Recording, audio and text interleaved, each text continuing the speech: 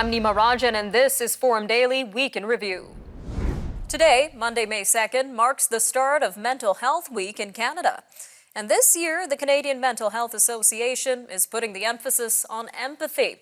Under the hashtag #GetReal, the National Mental Health Organization is urging Canadians to put themselves in other people's shoes, to understand where they're coming from, and to listen without judgment.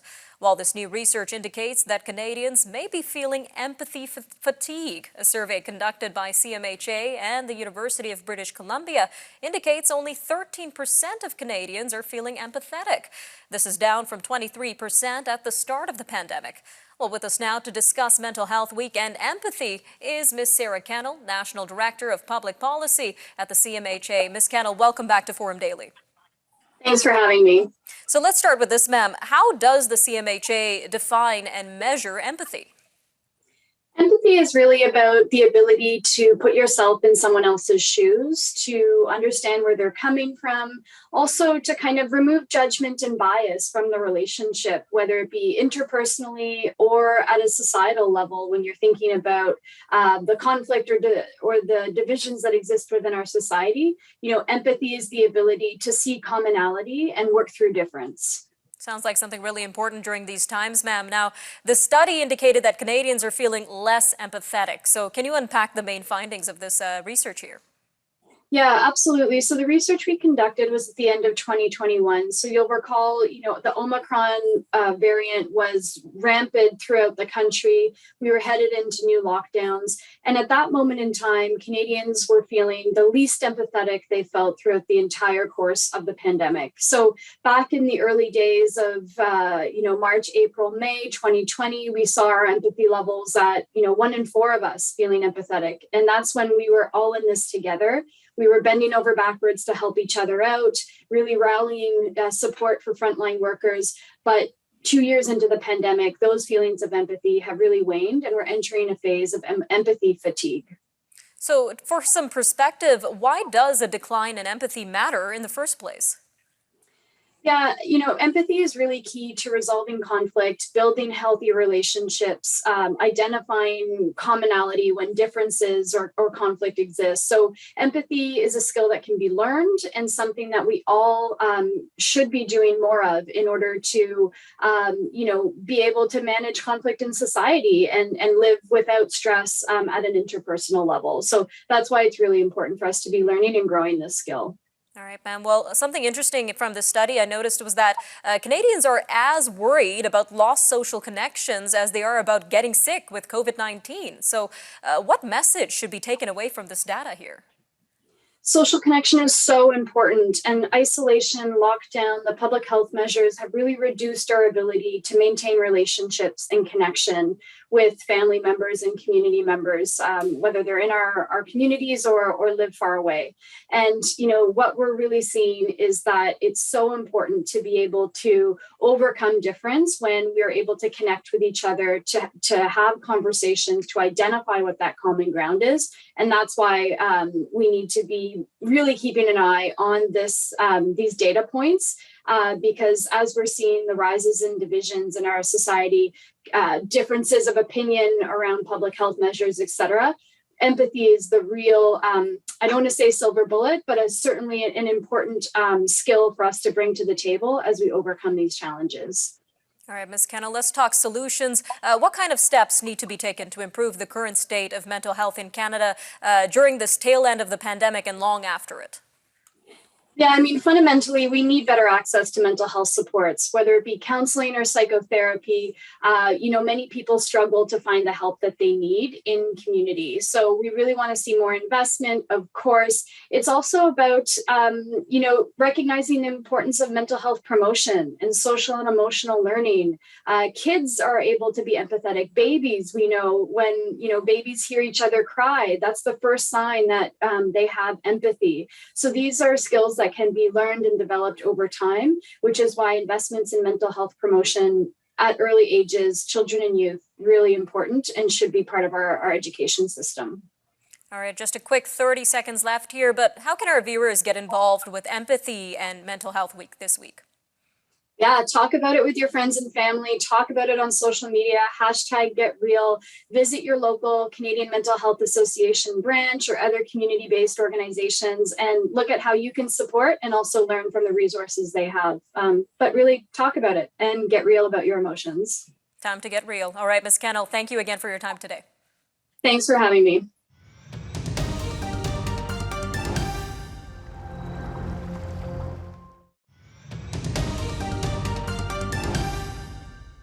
This week, Newfoundland and Labrador announced that mental health care services traditionally offered through the province's mental health crisis phone line will now be provided by calling 811. People needing urgent support for mental health or addictions needs can call the 811 health line to speak with a registered nurse. The province says switching to 811 gives residents an easier number to remember when they need help. During this transition, calls to the old mental health crisis line will be forwarded automatically to 811. Joining us now to tell us more about this new 811 hotline is Ms. Kimberly Dawson, CEO of Cmha, Newfoundland and Labrador. Ma'am, welcome to Forum Daily. Thank you very much, Neva. It's nice to be here. So what services or support does this 811 hotline provide to those in Newfoundland and Labrador? It really means that those who are in need of crisis response or mental health and addiction support can now dial a 3-letter number, 811, day or night, and speak with a registered nurse trained in crisis intervention. So no one has to remember how to call a number, look up a 188 number, or even have to navigate a system. It's just, you can just call 811 right now. And what types of services does this 811 number provide to residents in the area? Any mental health or addiction support, also health support. So if you're in you need a crisis intervention or you need to talk to a registered nurse, you can dial 811 and someone's there to support you right away. All right, and we are on the tail end of this pandemic after over 2 years of it. How has this pandemic impacted the need for mental health supports in Newfoundland and Labrador in particular? I think a lot of people that don't normally struggle with their mental health are really struggling right now. It's the stress of living, working, and going to school in a COVID world. People are struggling with isolation, anxiety, loneliness, the unknown. They just don't have the normal social supports that you usually have, people around you to talk to and to share your struggles with. And I think here in Newfoundland and Labrador, the increased cost of living has been hard on people. People are struggling to make ends meet. The cost of gas, electricity, food is all going up, and that's very difficult on your mental health. We also have a shortage of housing and shelter beds are at capacity. I think most Canadians are emotionally overwhelmed and exhausted. You asked about the pandemic, and I just think that it's made an increased demand for housing, increased demand on our mental health and addiction services. We have long wait lists, and people are just struggling to keep up with the demand. Some concerning information there, ma'am. Now, in many cases, the needs of people in the East or on the East Coast can differ significantly from those in other regions. So how do the specific needs of people in Newfoundland and Labrador differ from those in other provinces or territories? Well, right now we have a lot of people living in rural Newfoundland and Labrador, so virtual services are good, but that can also prove to be a barrier if you don't have access to the internet and if technology or electronic devices or data plans are out of your budget. You also have to have reliable housing and something to support that connectivity. So virtual services are good if you have the capability to use them. And I think during the pandemic, it's been truly hard on seniors and people with low income. Here in Newfoundland and Labrador, we have a long waiting list for psychologists. We have a shortage of doctors. That can make it difficult when people are struggling to get a mental health diagnosis and also getting the right medication and therapy. Well, taking all of that into consideration, what other mental health resources are available for those living in Newfoundland and Labrador? Well, right now we have a French and an English warm line that you can call through LifeWise. They formerly used to be Channel. We also have a Doorways program, which is a drop-in counseling service available throughout Newfoundland and Labrador, also available in rural Newfoundland and Labrador. We have online resources, Bridge the Gap, which is a tool for adults and youth. And we have Wellness Together Canada, which is the mental health help online program through the Government of Canada that we encourage people to access. Just about a minute left here, Ms. Dawson, but it is Mental Health Week in Canada, so let's end this interview with a message. What advice would you give to those who maybe don't know where to start when it comes to taking care of their mental health? It's an excellent question. Well, I think this year's theme is really good. It's a good place to start with empathy. We can all listen a little bit more and understand when something is coming, where someone's coming from. And it's okay to admit that you're not okay. And if you are struggling with your own mental health, know that you're not alone and that there are plenty of resources available to support you. Talk to your doctor or someone you trust and share what you're feeling and what you're going through. We all have mental health, and we really need to practice self-care and be gentle with one another and with ourselves. And let's be real and practice empathy in our daily lives, not just this week, but all year round. All right, Ms. Dawson, thank you again for joining us today on Forum Daily. Thank you very much. It's nice to be here. Up next, a look at market volatility and investing with Thomas Caldwell.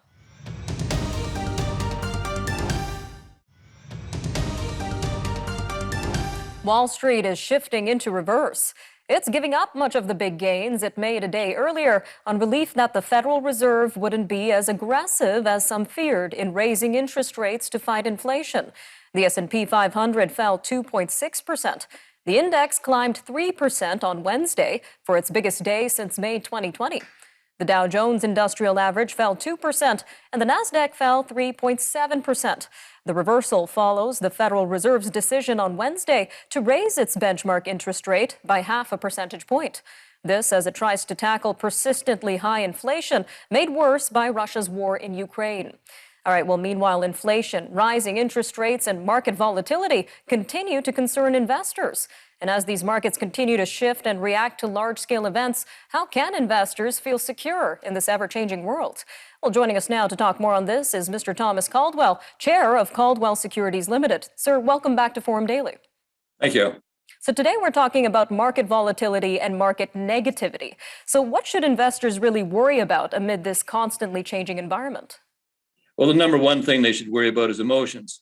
If there's any time that people have needed advisors, it's now. Because let me give you a cliche. There's an old phrase, if you're in a poker game for longer than 20 minutes and you don't know who the patsy is, it's you. And the markets have a lot of influences on them other than fundamentals. In many ways, it's kind of rigged. For example, everybody kind of expected a 50 basis point increase, and that was normal, and the Fed telegraphed that. Then, of course, the rumor gets started, oh my gosh, it's going to be 75, and everybody spread that rumor. And the short sellers, you can really hit a few key stocks with levered products and drive a market down. And that's what happened on that rumor, although everybody felt it was 50 basis points. So they come with 50 basis points yesterday. So you get a relief rally, back up another 1,000 points. And everybody's all really happy with it. Now the shorts are selling, covering their positions. That's what ran it back up. And now it's filtering back again. So there are a lot of influences other than economic that are impacting markets. And unless you quell your emotions, you will be subjected to that kind of nonsense. The market in many ways is rigged. And you just have to understand that. There's some players in there who manipulate so they can do short-term trading. Now, there seems to be a lot of negativity throughout all of these world events impacting the markets. But is there some silver lining that we should look out for?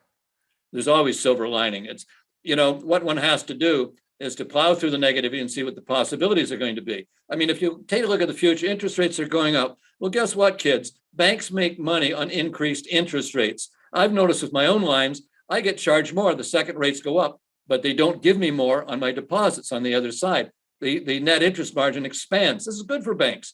And by the way, US banks, just to give you an example, we're going to see a major rebuilding of America as they shorten supply lines, as they go domestically with production. You're going to see more. That's going to be monster financing, a lot of opportunities for the big banks, corporate finance. So I think we're going to see a rebuild that could be even rivaling the early 50s. So I think there's a great opportunity there. Similarly, we've cut oil production because governments decide they're going to be politically correct. And if you cut supply, guess what? The price goes up. So I just lightened a little bit of oils today, and I made a massive amount on energy betting against government. So there's lots of things to do. You can get trapped in the negativity, and that's the danger with investors. They get trapped in that because we're inundated with negativity all day. Good to know there are some positive developments to keep our eyes out for. Now, we know that you call yourself an incurable optimist. So what does that mean in terms of the world of investment? It means the world. It means everything. Because pessimists always stop at the problem. Oh my gosh, this is, oh, the Ukraine, oh, inflation, oh, on and on and on. But guess what? An optimist, you've got to look at the problem and see where are the bargains here? Where are the opportunities here? And remember, wars are inflationary. They chew through, sadly, people's lives, and they chew through materials and everything else. During the Vietnam War, anytime there was a discussion of peace breaking out, the market would go down. The phrase in those days was, we've had a peace scare. So like it or not, inflation is going to be there for a while. It's probably going to moderate to some degree, and that's going to be there. But you have to look beyond the now. You got to look to what will be and what can be. And that's where you make money, not running with that herd. That's why there's more poor people than rich people. All right, Mr. Caldwell, a quick 45 seconds left here, but considering you have over 55 years of experience in the industry, how have these markets evolved throughout the decades? Well, I think there's been a demeaning of investment advice, particularly through the regulatory framework. So that's really hurt. So people are now do-it-yourselfers, and you look at things like Robinhood and whatever. And listen, God bless them. There's nothing wrong with that, but they're getting killed. You just look at what's happened to Robinhood stock. The do-it-yourselfers in the furnace rooms are getting massacred in this market. And I think that's one of the things that people are missing. So we've got away from bouncing ideas off of people, and people have bought into the game that, oh, my transaction cost is the most important thing. No, that's not. It's about ideas, it's about experience, and it's about quelling your emotions.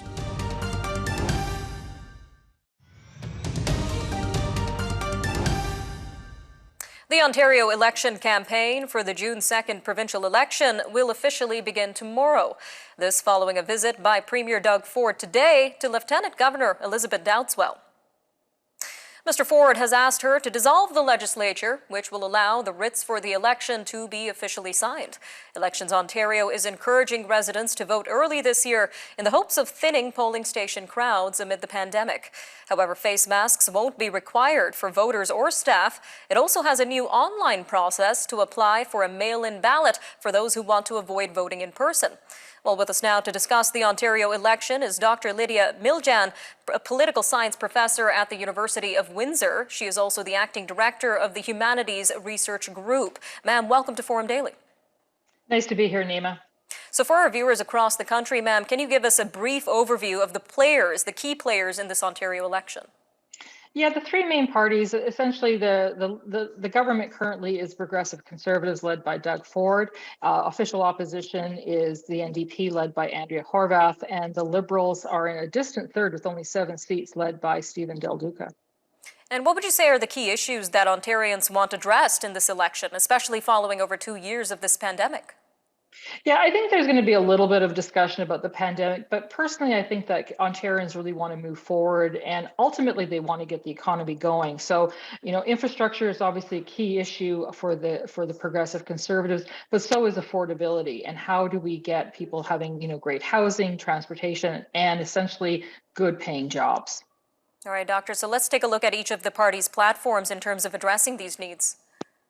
Yeah, so the Conservatives are really focusing on infrastructure, but also jobs. So yesterday, the Premier met with the Prime Minister in Windsor to announce a big investment in the Stellaris plant. And so that's really going to ensure trying to build more jobs and transitioning to a green economy.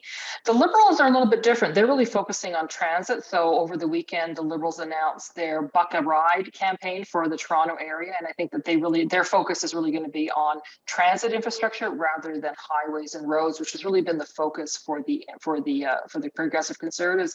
And the NDP have been essentially focusing a lot on minimum wage, and they're all planning to raise the minimum wage, just this degree of how much, but they've also been emphasizing healthcare and education, which is just traditional territory for the NDP.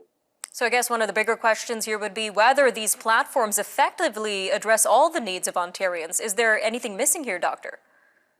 I think that all of the platforms are going to cover the main areas. I mean, long-term care homes that we've really seen be an issue within the last few years. But ultimately, elections in Canada are still leader-driven, and it's really a matter of who connects best with the electorate. So certainly we talk about policy, but we also talk about likability and credibility. And I think that each of the party leaders have obviously some good points to them, but they also have drawbacks, and it's really a matter of how well they connect to the voters. All right. Well, from a broader perspective, how might the Ontario election be important to Canadians outside of the province of Ontario? Well, it's always important when you talk about federalism, the ability for the largest province and also the province with the biggest economic clout to get along with Ottawa. And I think this is a really interesting position because oftentimes we do have, different parties in power at Queen's Park compared to Ottawa. But what we've seen over the last few years, and especially with that announcement yesterday, is that Doug Ford has actually been able to show that he can work quite effectively with the Liberal government. And he's really going to emphasize not only the announcement he made yesterday, but also the fact that he struck a pretty good deal with the federal government when it came to childcare. And so, the fact that he can, that both the federal government and the province can, can say that they have victory on $10 a day daycare, I think is going to be really impactful for that campaign. All right, Doctor. So what are you watching for as this election progresses? Well, as a political watcher, I'm always looking for missteps to see if anybody does any mistakes on the campaign trail. But I think that the big date for us to think about is May 10th, and that's the first leaders debate. I think that's going to really help people not only get to know the different candidates and the different party leaders, but also get a sense of what direction they hope the province will go in the next 4 years. All right, just a quick 30 seconds left here, but what are the various ways that Ontarians can vote in this election? Well, we're still going to do in-person balloting. The only difference here is that we're going to have more advanced polls, and also the ability to apply to do a mail-in ballot. So if you're interested in doing a mail-in ballot, you can apply. The other thing that's kind of interesting is that the Ontario Elections Ontario has put together an app so that you can get information, but you won't be able to vote through that app. So it's still going to be traditional voting. All right, Dr. Lydia Miljan, political science professor at the University of Windsor. Thank you again for joining us today on Forum Daily. My pleasure. Nice to be here. All right, I'm Nima Rajan, and this was Forum Daily Week in Review. Thanks for joining us, and have a great weekend.